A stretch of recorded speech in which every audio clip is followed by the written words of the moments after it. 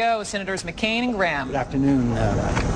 Senator Graham and I just had I think, a very good and productive discussion with the President about the issue of Syria and the use of chemical weapons.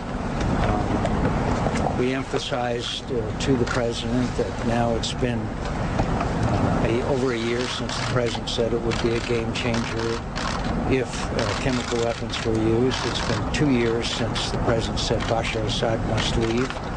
And we emphasized the importance we place to actions that would degrade Bashar Assad's capabilities, upgrade the opposition, and to see change the momentum on the ground in order that the Free Syrian Army can prevail over time.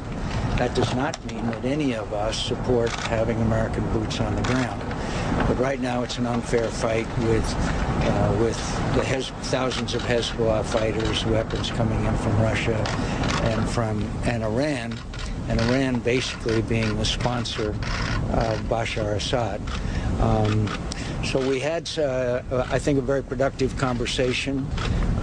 Both Senator Graham and I are in agreement that now that a resolution is going to be before the Congress of the United States, we want to work to make that resolution something that a majority of the members of both houses can support. A rejection of that, a vote against that resolution by Congress, I think, would be catastrophic because it would undermine the credibility of the United States of America and the President of the United States. None of us want that. But we do want an articulation of a goal that over time will degrade Bashar Assad's capabilities, increase and upgrade the capabilities of the Free Syrian Army and the Free Syrian government so that they can reverse the momentum on the battlefield that is presently not in their favor because they have not received the assistance that they need, while Bashar Assad has received an abundance of capabilities from his sponsors, Russia and Iran. Finally, this is a regional conflict. This is not a conflict that's confined to just Syria. Lebanon is destabilized. Jordan is badly destabilized. Iraq has turned into a breeding place for Al-Qaeda and Islamic extremists. And so we have to understand that not only is there the threat of this conflict spreading, but the Iranian issue is one, and their pursuit of nuclear weapons that will be directly affected by our actions in Syria. I want to thank, again, we appreciate the President meeting with us. We had a candid exchange of views, and I think we have found some areas that we can work together, but we have a long way to go. Well, you persuaded, buddy. I guess the way I would term the conversation is there's a consensus being formed that we need to degrade Assad's capabilities and upgrade the opposition, vetted opposition. The first thing I suggested to the President is to give the opposition a chance to speak directly to the American people. John and I and the President all believe that Syrians by nature are not al-Qaeda sympathizers. They're not trying to replace one dictator, Assad, who has been brutal. His whole family's been brutal for generations, to only have al-Qaeda run the Syria. That makes no sense. But it's time for the Syrian opposition to step forward. I want a statement from the Syrian opposition that if we get in charge of Syria with your help, we're going to renounce chemical weapons. In the new Syria, there will be no chemical weapons because we're going to turn them over to the international community. As to the limited military strike, John and I both would like to see a more sustained military effort, but we understand where the President is at on that issue. But it is my hope that even a limited military strike can degrade Assad's ability to project force, particularly using chemical weapons. But there seems to be emerging from this administration a pretty solid plan to upgrade the opposition, to get the regional players more involved. Saudi Arabia, Turkey, Jordan, a lot of the Gulf Arab states have been helping quietly. Now's the time to get out front and be more overt. When it comes to financing these operations, the people in the region need to carry the lion's share of the financial cost. So what can I sell to people in South Carolina? I can't sell another Iraq or Afghanistan because I don't want to. I can sell to the people of South Carolina that if we don't get Syria right, Iran's surely going to take the signals that we don't care about the nuclear program, and it weighs on the president's mind strongly about the signals we send. So if we lost a vote in the Congress dealing with the chemical weapons being used in Syria, what effect would that have on Iran in terms of their nuclear program? Most South Carolinians get that point. So I am hopeful that over the coming days we will learn more about this strategy of degrading and upgrading, and that when the vote comes we can go on the floor of the Senate and say the administration has a plan apart from a limited military action that will allow us to get to where we need to go as a nation, which is to deter Iran from a nuclear weapons march and to stabilize the region before it's too late. Do you believe that the opposition, if we were to strike relatively soon, that the opposition is in any kind of position to take advantage of that? Clearly they could take advantage of it, but the question is how much? And the fact is that we have not given the arms and equipment to the resistance, which has been shameful, while huge amounts of arms have flown in from Russia and Iran, and now thousands of Hezbollah on the ground from Lebanon. So, but if we have a plan to give them the arms that they need, which I believe is part of an upgrade that we could orchestrate and this government could do, then it would matter. Can we do that quickly, I guess, is a question. We need to do it. Frankly, it's shameful that we haven't. 2 years ago. But we should have done it 2 years ago. Senator McCain, it sounds like you're more on board with a limited strike than you might have been when you walked into this meeting. Is that a fair assessment? I think it's a fair assessment. I think it's a fair assessment to say that we still have significant concerns, but we believe that there is in formulation a strategy to upgrade the capabilities of the Free Syrian Army and to degrade the capabilities of Bashar Assad. Before this meeting, we had not had that indication. Now it's a question whether that will be put into a concrete strategy that we can sell to our colleagues and that we could agree with. Senator McCain, we've heard a lot of Republicans and Democrats coming out of these, especially yesterday's briefing, very skeptical about this. How hard is the president going to have to work to get this resolution passed? I think they're going to have to work very hard. Americans are skeptical. We've gone for 2.5 years without helping these people. Obviously, people are weary after Iraq and Afghanistan. Americans have to be assured that the whole plan will entail American boots on the ground, and we totally are in agreement with that. So they have a selling job to do, but at the same time, I believe that if we can formulate this strategy that I just articulated, degrading Bashar Assad's capability, upgrading the resistance in the long term, then I think that that we have a chance of succeeding in the vote. The bottom line on the stakes here, if Congress were to reject this? If the Congress were to reject a resolution like this, after the President of the United States has already committed to action, the consequences would be catastrophic in that the credibility of this country with friends and enemy and adversaries alike would be shredded, and there would be not only implications for this presidency but for future presidencies as well.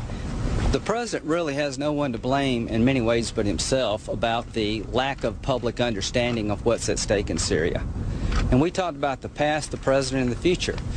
2 years ago, we had an opportunity to get Assad out when there were dozens of al-Qaeda only in Syria.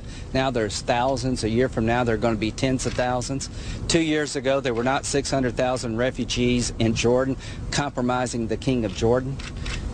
Time is not on our side, so we urge the president to up his game and inform the American people. What does it mean if Assad wins and the opposition loses? What does it mean if Assad, with the backing of the Iranians and the Russians, win after we say Assad's got to go? The Russians and the Iranians are all in. I finally see an effort by this administration to counter. At the end of the day, this is a Syrian fight, but the outcome does not limit itself to Syria. If we don't get Syria right, good luck convincing the Iranians of changing their behavior. So we let it be known to the president that we don't want endless war. John knows better than anybody, war is a terrible thing. We want sustainable security. And Syria is a cancer that's growing in the region. And for 2 years, the president has allowed this to become, quite frankly, a debacle. And when it comes to selling the American people what we should do in Syria, given the indifference and, quite frankly, contradictions, it's going to be a tough sell, but it is not too late. So, Mr. President, clear the air. Be decisive, be firm about why it matters to us as a nation to get Syria right. I'm going to go back home to South Carolina and, one, listen to the people, but give them what happens if we do nothing, what happens if we have a weak response, and what happens if we get Syria right. Senator, what do you want to see? And a weak response is almost as bad as doing nothing. Are you both, Senator McCain, so bottom line, Senator McCain, is what you heard today from the president sufficient for you and Senator Graham to go out and try to gain support for the president's plan from other members of the Senate and Congress? I think it's encouraging, but we have to have concrete plans, we have to have concrete details, and we have to be assured that this is a dramatic difference from the last 2 years of a policy of neglect which has led to the deaths of 100,000 people, 1 million refugees, a million children refugees, and a spreading of this conflict to the region. Are you satisfied that the timeline is of no consequence? That this can take? I am not satisfied the timeline is of no consequence, and I'm astounded when the chairman of the Joint Chiefs of Staff says it doesn't matter.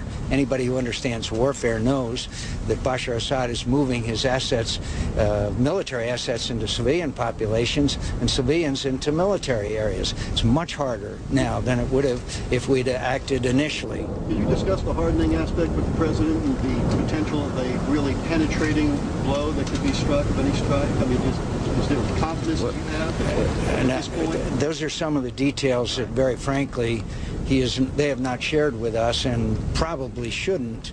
But we have been given some reason to believe that very serious strikes may take place as opposed to cosmetic. And I say that may because we now need to see a lot of the details. For the first time, I've got an understanding of what happens the day after the smoke clears. You know, the Israelis don't announce their attacks ahead of time for a reason. You read about it when it's over, because that's the best way to affect the outcome militarily. This is pretty bizarre to give the enemy weeks to reconfigure their force, but we are where we are. And a degrading strike, limited in scope to degrade his chemical weapons delivery systems, could have a beneficial effect to the battlefield momentum. There will never be a political settlement in Syria as long as Assad's winning. And I told the president, how do you expect anybody to go to the negotiating table as long as Assad's winning? And if you believe the Syrians will not accept him as part of the new Syria, then he has to go. Senator, you said that President Obama needs to do a better job of selling this. What do you mean? What does he need to do specifically? Well, again, articulate a strategy and a plan, which so far has not been there. It was simply the statement was that they were going to have some strikes, and specifically categorizing that as not intended to achieve regime change. I strongly disagree with that. And I believe that if we can degrade, as I mentioned, and upgrade, then I think we have a chance. But we need to see that plan. We need to see that strategy articulated. We also have to make it clear that a vote against this would be catastrophic in its consequences, not only as far as this issue is concerned, but in the future. But the president speaks about bringing change to Washington and galvanizing supporters to get Congress to act. Is this a situation where that's not as effective as it might be on other issues? Well, it's a very tough sell whenever you commit American forces even to limited military involvement. And frankly, there is a credibility gap because of the last 2 years where nothing has happened, while people have been massacred by the thousands, as much as more than 100,000. So there's a credibility gap with some of us who believe that we could have ended this war 2 years ago, when now there is possibly a change in strategy that could bring a successful conclusion to this conflict. Did the president say when, if, or how he would be articulating this strategy to the American We can't people? talk about that. We can't talk about it. You made it clear, Senator, that it's catastrophic. It would be catastrophic. Do you feel like your colleagues in Congress agree with you that it would be catastrophic to? I think that many of my colleagues in Congress have yet to be convinced either way. They need to have the hearings that we're going to have starting tomorrow in the Foreign Relations Committee, and they need to be briefed, and they need to understand, and I'm sure they do, the seriousness of this issue. Can I just, from our point of view, from the Republican point of view, there's a libertarian wing of our party that I very much respect. That's not going to get Fortress America. I just don't think will work.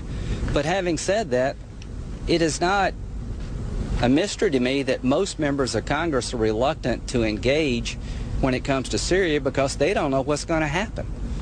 They don't have any idea how this military strike, so limited in focus and nature, is going to change things. What are they going to tell people back home?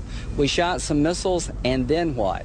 For the first time, I see the development of a strategy that will upgrade the opposition as well as degrade Assad, that I think if it becomes a reality, we'll know in the next couple of days that I can believe in my heart will work. And to my colleagues, if you think the outcome in Syria doesn't matter to the United States, then you must really believe the King of Jordan is just somebody else in the Mideast. And if you can't see the connection between Syria and Iran, you're blind at a time when history needs for you to have good eyesight. The connection between Syria and Iran is clear as a bell. To disconnect these two would be a huge foreign policy, national security mistake, and I hope the president, above all else, will make that connection. Commitment from the president on how he would, as Senator Graham said, upgrade the opposition? Well, I mean, you use military means to upgrade the opposition. Senator, you said that it would be a catastrophe if there was a no vote. Doesn't that mean you really got to vote for the motion? A weak response is just as bad. A weak response is something that would give us a serious dilemma, because that would be also catastrophic. You know, the White House has made it clear that the president doesn't need this authorization to go through this. Yep. Do you think that he really would go ahead with an attack on Syria if Congress rejects? I think it would be much harder for him to go ahead with any military operation if Congress has already rejected it. He had ample precedent in previous presidents, Republican and Democrat, for acting without the approval of Congress. Senators, why do you think that this about face You'll have to ask the president, but I think that he found that with the British voting the way they did, and obviously without United Nations approval, as long as the Russians and Chinese are there, that perhaps that a resolution of Congress would give him some more sustainability. And by the way, again, these attacks have to be sustainable. Sustainable to degrade Bashar's capability and to upgrade the Free Syrians Army capability to bring this conflict to an end and Bashar Assad gone. He will only leave when the tide of battle turns against him. How long is sustainable, Senator? Is it? It depends on the. It's harder and harder now because with this delay, Bashar Assad is moving his forces around and making it much more difficult to target them, despite what the chairman of the Joint Chiefs might say. So, anyone who knows the military and actions, like Lindsey said, the Israelis and others don't telegraph their intention days, even weeks ahead of time. If the goal is to have a military strike to degrade the capability of the Assad regime to deliver chemical weapons in the future, that means delivery systems have to be affected. It means the ability to prepare and deliver has to be affected. If that is done in a robust manner, keeping it to the chemical weapons delivery mechanisms, that will have a substantial effect of degrading the overall ability of the Assad regime. Simultaneously, you're upgrading the military capability of the opposition, you're upgrading their political cohesion, and you're getting a regional force behind the opposition. These three things together would work. But if the goal of this is to put it in my lap, I welcome a discussion about what we should do. I've been telling you for 2 years what I think, so I welcome the discussion with the President and my colleagues. To those who say in the Congress, Syria is not our business, then you really, honest to God, don't understand the world in which we live in. To the President, if you don't understand that the American people are not going to follow an uncertain trumpet, now's the time for you to reshape public opinion and world opinion. Take advantage of it. Tell us without any hesitation, Mr. President, what does it matter to us as a nation if this war goes on and Assad wins? I believe the President's capable of doing that, has not yet done it, but he is ready to do it. And if he's ready to do that part, I'm ready to go to my colleagues in the Congress and say, now's the time for us to come together before it's too late. Are you confident that upgrading the opposition doesn't mean supporting groups with links to al-Qaeda that ultimately use those weapons against us? Totally, completely, 100% confident that we know who the Free Syrian Army is. We know what they need. They are the preponderant force still fighting against Bashar Assad, while al-Nusra and some of these other and al-Qaeda groups are spending their time trying to impose Sharia law. There is a definite geographic division between them. We know who they are. If they had a safe area, we would know exactly how to get these weapons to them. The Saudis have provided weapons. They have gotten to the right people. And those who say that we don't know who the opposition are, they're either not telling the truth and they know the truth, or they're badly mistaken. And could I find working your Republican colleagues? Oh, I think starting tomorrow we're going to have the hearing in the Foreign Relations Committee. But you personally? Oh, I'm already talking to a lot of my colleagues. But before I can persuade them to support this, I have to be persuaded. And I'm saying that the President, I think, made sense in a lot of things he had to say. But we're a long way from achieving what I think would be a most effective strategy. And finally, for those who say we don't care about Syria and it doesn't matter to us, I guess Czechoslovakia didn't matter in the 30s, and the Sudetenland didn't matter, and Abyssinia didn't matter, and China didn't matter, while acts of atrocity and massacre took place in those countries, and we paid a horrible price for not paying attention to what happened in those countries, and we paid a heavy price in World War II. We have to pay attention to this region, and we have to bring Bashar Assad down. Senator, you said, I'm not a military expert, but isn't what is being contemplated about as risk-free as it gets anyway, and isn't that a key selling point? Absolutely, and the key selling point that must be told the American people over and over is no American boots on the ground. They are tired and weary of it, and you've got to tell them no American boots on the ground. But you also have to show them a way forward, and that so far has not been articulated to the Congress or the American people. Senator, you've said that strikes needed to, in the past you said it needed to degrade command and control, destroy ballistic systems as well. Do you still believe that, or is I absolutely believe that destroying the chemical weapons delivery system would be adequate? Well, they're one and the same. What Senator Graham is saying, what I'm saying, the delivery systems are the same. They're the Scud missiles that deliver conventional weapons as well as chemical weapons. So degrading his capability for chemical weapons would degrade his capability. The great asset and advantage that Bashar Assad has today is air. He uses it to move his logistics around. It's air that moves in the supplies and arms from Iran and Russia. It is what he uses to launch air attacks against the Free Syrian Army, which predominance in the air is a deciding factor on the battlefield. You take out his air, he is at a distinct disadvantage. Okay? Thanks very much. All right, so you heard it from both Republican Senators Lindsey Graham and John McCain for the last 20 minutes, speaking on the president's own